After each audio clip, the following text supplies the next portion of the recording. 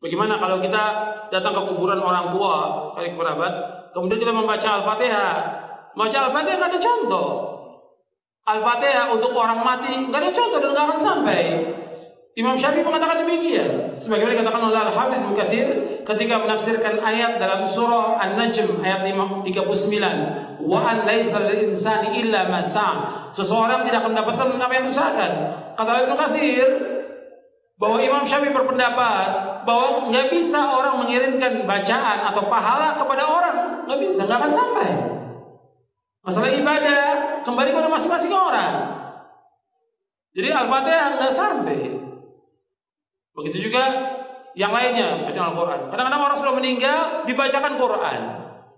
Orang disuruh membaca Al-Quran di mana? Di rumah. Terutama surah Al-Baqarah, di masjid baca Al-Quran, bukan di kuburan. Al-Quran ini diturunkan oleh Allah untuk ancaman kepada siapa? Orang hidup, orang mati. Di surah Yasin ayat 70 Allah berfirman, liyunzira man kana hayyan wa yahiqqal qawlu 'alal kafirin. Bahwa Al-Quran diturunkan Allah untuk mengancam orang yang hidup, hayyan, orang yang hidup, bukan orang mati. Kok orang mati dibacakan Quran? Manfaatnya apa? Enggak ada manfaatnya. Disuruh kita baca Al-Quran di rumah kita. Kata Nabi, la taj'alu buyutakum maqabira inna syaitana yanfiru minal baiti alladhi tuqra'u fi suratul Baqarah. Jangan kamu jadikan rumah kamu seperti kuburan. Sesungguhnya syaitan lari dari rumah yang membacakan surah Al-Baqarah. Enggak ada para sahabat membacakan Quran di kuburan, enggak ada. Kemudian juga mengirimkan Al-Fatihah kepada Nabi juga enggak ada. Ini kan banyak orang setiap hari dari majelis ila hadratin Nabi Al-Fatihah. Dari mana dalilnya? Dari mana dalilnya? Dari mana? Yang disuruh kita membanyakan apa? Sholawat kepada Nabi, bukan baca Al-Fatihah. Kenapa enggak Al-Baqarah? Kenapa enggak Ali Imran? Kenapa enggak An-Nisa? Kenapa enggak Al-Maidah? Kok Al-Fatihah? Enggak ada dalilnya. Di Quran maupun di hadis Nabi yang sahih, enggak ada para sahabat kumpul, ayo kita baca Al-Fatihah untuk Nabi. Enggak pernah ada. Enggak ada seluruh riwayat yang demikian dan enggak akan sampai. Perhatikan, yang Nabi mau kepada umatnya apa? Ittiba, mengikuti beliau, bukan mengirimkan Al-Fatihah. Nabi sudah tempatnya di sorga yang paling tinggi. Nabi itu Firdaus al-A'la yang paling tinggi. Yang pertama kali membuka pintu sorga siapa? Rasulullah SAW. Kita kayak banyak amalan aja mengirimkan Fatihah ke Rasulullah. Membahas bahwa Nabi Muhammad tak pernah menganjurkan untuk mengirim Al-Fatihah untuk orang yang sudah meninggal. Apakah betul Pak Ustadz? Apakah ada hadisnya? Kalau ada orang meninggal dunia, hadis pertama, kalau ada orang meninggal dunia, asri'u lahu, cepat-cepatlah kuburkan. Jangan jenazahnya tahan lama-lama. Saya sampaikan sudah ke istri saya, kalau aku mati cepat-cepat kuburkan. Mati maghrib, ba'da isya kuburkan. Bagaimana makam malam? Abu Bakar Siddiq meninggal dimakamkan malam. Tempat kita banyak lampu. Tak ada menggali, carikan ekskavator. Jangan tunggu sampai besok. Sudah saya sampaikan itu. Ini meninggal sore, ditunggulah sampai besok. Kenapa belum jadi kuburkan? Tunggu zuhur. Habis zuhur, anak pula delay pesawat Lion Air 3 jam dari Surabaya. Sampai jam 5 sore, kata sambutan dari RT, RW, tokoh masyarakat, nenek, mama, orang Sumando, sadonyo. Panjang cerita. Kalau bolehlah jenazah itu di dalam nokok. Copet dah. Betul juga. Tak sabar mau ikut ruang interview ujian dia. Nah, cepat-cepat. Setelah kalian kuburkan cepat-cepat, bacakanlah pada bagian kepalanya Al-Fatihah. Pada bagian kakinya ujung surat Al-Baqarah, lillahi ma fis samawati wa ma fil ard. Dalil pertama. Terima kasih Pak. Ini kalau ada air ini makin lama biasanya. Dalil kedua, kata Abdullah bin Umar bin Khattab, anak Umar bin Khattab, dalam kitab Ar-Ruh, murid Imam Ibnu Taimiyah punya murid namanya Imam Ibnu Qayyim Al-Jauziyah, nama kitabnya Ar-Ruh. Kalau nanti aku mati tolong bacakan pangkal surat Al-Baqarah sampai wa ulaika humul muflihun, dan bacakan ujung surat Al-Baqarah lillahi ma fis samawati wa ma fil ard. Dalil yang kedua. Maka berdasarkan dalil ini, kata mazhab Syafi'i dalam kitab Al-Majmu' Syarah Muhadzab disebut oleh Imam An-Nawawi, wa in khatimul Qur'an, seelok-eloknya bacalah sekhatam Quran. Kalau tak sanggup sekhatam Quran, bacalah hatinya Al-Quran, qalbul Quran, Yasin wal Qur'anil Hakim, innaka laminal mursalin. Kenapa Pak Imam menangis? Belum dibayar hutang. Nah, tak sanggup membaca Yasin terlalu panjang, Ummul Quran Al-Fatihah untuk almarhum Ustaz Abdul Somad. Al-Fatihah. Sampai tak Pak Ustaz? Sampailah. Dalil sudah saya bacakan. Udah itu tanya dulu. Sampai tak Pak Ustaz? Nah, coba bacakan. Balik lagi enggak? Berarti sampai. Dibacakan dalil tak percaya. Dibacakan logika tak percaya. Tak juga dia percaya, saya tak percaya. Siapa nama lengkap? Nanti kalau kau mati, kau bacakan. Ketika Mbah Mun ketemu bapak saya itu bilang begini, "Lho Nur, bapak saya namanya Rosalim. Apa iku ayu kok nganti kaji ku seneng?" "Lho ayu, Mbah." Bahkasane tentang ayu, saya dulu eskal kenapa Kiai bakas wong ayu gitu.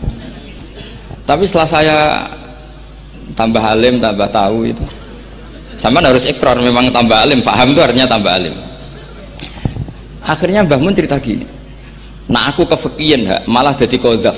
Jadi qadzaf misalnya gini, Anda terlalu Islam serius, pasti komentarnya gini, kaji kok demenan, kaji kok katut wedoan.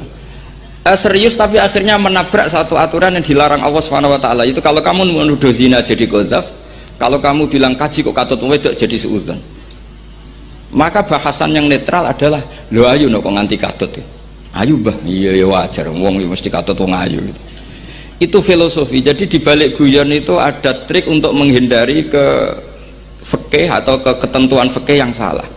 Yaitu kalau kamu kejebak ekstrim, kaji kok seneng wong ayu, kaji kok demenan, maka berarti Anda qadzaf. Qadzaf itu menuduh orang lain yang enggak jelas apa buktinya. Maka guyon ini satu-satunya cara menghindari kesalahan yang lebih fatal. Sehingga di sini dibutuhkan kemampuan seni mengelola agama supaya agama ini tetap ceria. Saya berkali-kali cerita kalau ngaji, Imam Syafi'i itu kalau ditanya, diberitahu orang yang nyium tangan jenengan, yang di depan jenengan itu hormat, itu di luar ngerasani jenengan, bully jenengan. Jawabnya Imam Syafi'i itu tertawa-tawa, baguslah berarti saya wibawa, di depan saya buktinya tidak berani kata. Jadi enteng saja, dijawab enteng saja, baguslah berarti saya wibawa, nyatanya di depan saya tidak berani. Tapi banyak orang membenci jenengan karena fikih jenengan. Jawabnya Imam Syafi'i seneng lagi, baguslah, nak nggak seneng saya pasti nggak pernah ngutang saya. Coba kalau kamu seneng juta besar itu pasti minta tolong, mau masuk apa saja lah. Tapi kalau benci Pak juta besar pasti malu kan minta tolong. Untung mana kamu dibenci orang sama disenangi orang. Karena kalau dibenci orang yang benci itu pasti tidak utang kamu, tidak ngerepoti kamu, tidak senang. Jadi Imam Syafi'i itu ngadepi dunia itu enteng saja, diberitahu itu orang itu nggak suka kamu gini-gini, ya bagus lah. Sehingga beliau ngendikan terkenal sekali, waman asa'a ilaika faqad atlaqaka. Orang yang berbuat buruk sama kamu berarti membebaskan kamu, karena orang ini pasti nggak akan ngerepoti kamu. Jadi ulama-ulama dulu ciri khasnya adalah ar-ridho anillah, melihat apa saja itu sudah ridho, dan ridho itu ekspresi paling gampang ya ceria, seneng. Nah kemudian tadi kan saya bilang terakhir ini, yang paling terakhir saya baca trik menjaga perbedaan ini tetap kondusif. Saya neliti kitab Bali Maksum sampai khatam, termasuk kitab yang saya letakkan di kamar khusus itu, diantaranya ada kitabnya Bali Maksum, Nadoman Sulam Taufiknya Pak Hamid yang karangan orang-orang Indonesia. Tentu terbanyak ya kitabnya Mbah Mun, Mbah Zubair. Bahkan saya masih punya catatan tangan tulisannya Basim Asyari, karena beliau pernah nyurati buyut saya ketika khatam Sahih Muslim yang keluarga Kudus. Terus banyaklah saya punya, termasuk saya punya tulisan tangannya Kiai Fakih Mas Gumambang, gurunya Mbah Zubair. Saya memang dokumenter kitab, sehingga saya maaf sekali kalau pidato umum itu memang saya tidak keahlian saya. Karena itu harus dobes, itu tidak keahlian ulama, dobes itu tidak keahlian ulama. Ini saya baca singkat, tapi semoga ini barokah karena ini kholnya Bali Maksum. semua mubalek tadi pakai catatannya sendiri, jadi itu ngekholi dirinya sendiri. Ini saya pakai orisinil kitabnya Bali Maksum, jadi saya mungkin penceramah terbaik karena sesuai konteksnya itu. Lah ini enggak, ini kholnya Bali Maksum cerita syairnya sendiri tentang rokok lagi, bolot lagi. Yes. Ya semoga diampuni oleh Allah Subhanahu wa Ta'ala. Ini ngendikane beliau tentang meminimalkan konflik. Ini saya baca di bab Al-Mithalul Awal. Jawazu hibati thawabil qiraah wa shadaqah lil mayyit wa usuli thawabil qiraah wa a'malil birril mayyit. Kita berkeyakinan bahwa yasinan, tahlilan itu sampai ke mayit. Itu boleh kita hadiahkan dan sampai ke mayit. Kata Bali Maksum, wa huwa min masailil furu' al khilafiyah. Fala yajuzu bi sya'nihi itharatul fitan wal jidal wal inkar. Alal qail wal amili bihi wala alal mukhalif. Ini dari awal masalah khilafiyah, sehingga gak perlu jadi konflik yang berkelanjutan, baik kita menuntut yang melakukan itu atau menuntut yang menentang itu. Karena dari awal ini masalah furu'iyah. Sing nglakoni nggih monggo, sing nentang nggih napa? Monggo. Selama ini kan kita yang melakukan memaksa orang lain menerima, yang menentang memaksa orang lain menghentikan. Ini tidak fair kata Bali. Kata beliau itu gak fair. Wala yang bagi ayyaqa bainahuma ma la yang bagi wuquhu bainal akhwaini muslimaini. Kata beliau, wala in kana lil mani'i mustanadun fa inna li ghairihi mustanadan kadzalik. Kalau yang melarang tahlilan, melarang yasinan dikirimkan ke mayit itu punya mustanad, punya sanad. Yang bagi yang membolehkan juga punya sanad.